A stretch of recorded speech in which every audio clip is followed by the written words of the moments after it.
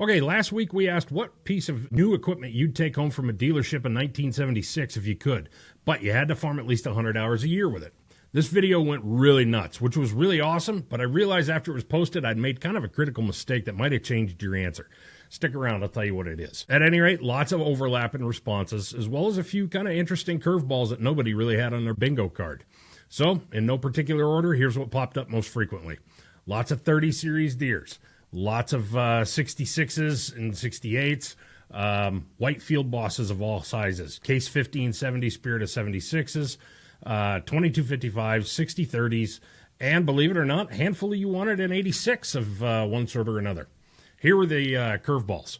Imagine finding a 1456 that was an orphan in a dealership, 5 years after they'd gone out of production. How cool would that be? County tractors, super cool. They take like 6 acres to turn around if you got an implement behind you, but they're still kind of neat. A few of you really like to live dangerously. 4586s and 8630s were both kind of known for engine failures.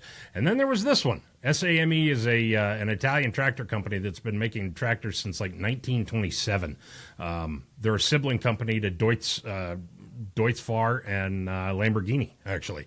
And from what I gather, they were pretty solid machines, but there weren't many dealers here in the States.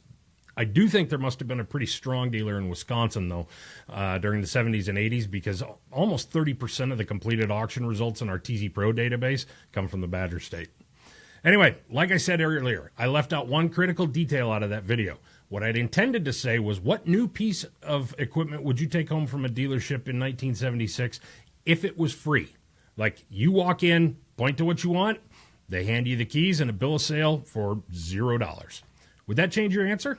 Sound off in the comments. And thanks for watching.